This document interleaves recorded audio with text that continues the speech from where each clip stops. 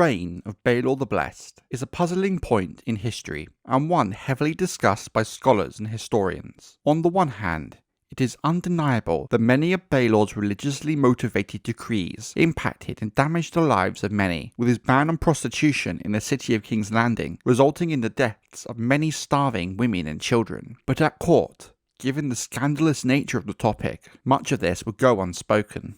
Again, Baelor did indeed imprison his sisters in the Maiden Vault, with pushback from his small council and hand at first. But ultimately, many of those voices became silent. Whilst the building of the Great Sept did provide jobs for the builders and small folk of the city, the cost to the crown was huge. Money the kingdom did not have. Even more worrying was the growing influence of the High Septon on the mind of the king, with some beginning to wonder if it was the faith who now truly ruled the Seven Kingdoms. But for every negative impact of Baelor, there would be a decree that could be viewed as positive and perhaps good. For example, Baelor cared deeply about the small folk, and over his reign did much to improve their lives and uplift them with charitable acts. Thus why Baelor is forever debated as whether he was a good or bad king by historians. But what can be said is his devotion to the faith and refusal to marry by taking a Septon's vow indeed would set House Targaryen and Westeros on a path of bloodshed. In the later years of his reign, the king's focus on his faith became all-consuming.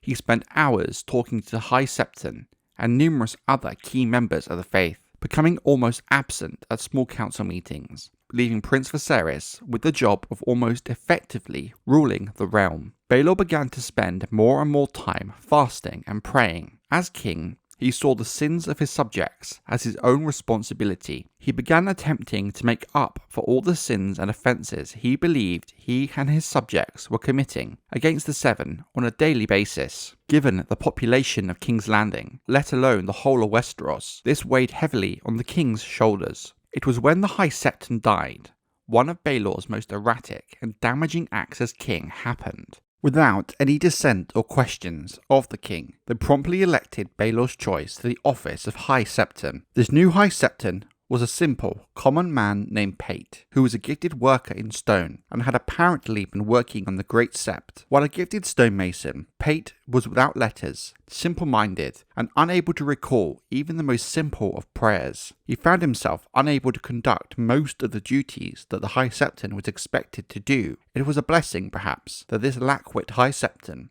only survived a year before a fever took him. Or perhaps not, for King Baelor, by the time of the death of Pate, had become convinced that the gods had given an 8-year-old boy, a street urchin, but more likely a horse son, the power to perform miracles. Baelor claimed to have seen the boy speaking with doves that answered him in voices of men and women, the voices of the Seven, according to Baelor. This, he declared, should be the next High Septon. Not learning from the lack-wit High Septon, again, the most devout did as the king desired, and so the youngest High Septon to ever wear the crystal crown was chosen, an 8-year-old boy from the streets of King's Landing. Many began to see the decrees of Baelor as nothing more than a joke, with some in the faith beginning to question the wisdom of blindly following the king's wishes. However, these voices were very quickly silenced, with few jumping up to take their place. The eventual birth of Daemon Waters, the base-born child of Daena Targaryen, by a father she refused to name, but whom the realm would later learn was none other than her cousin, Prince, later King Aegon, led to another fit of fasting by the king to repent for his sister and cousin's sins. He had already nearly killed himself some years before when he fasted for a moon's turn following the deaths of his cousin, Princess Nerys' twins, shortly after their delivery. This time,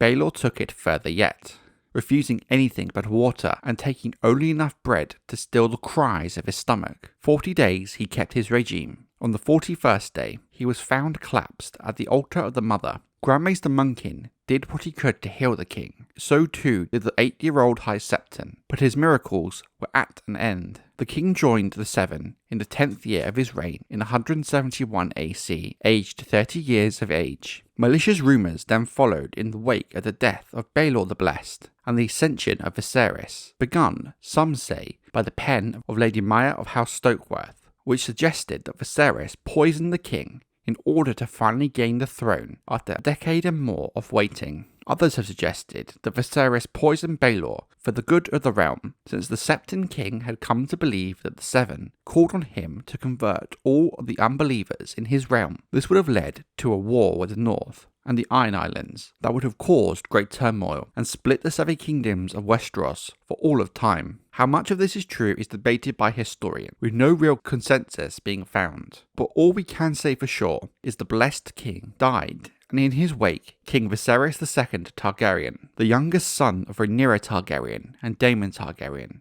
and younger brother of the late King Aegon III.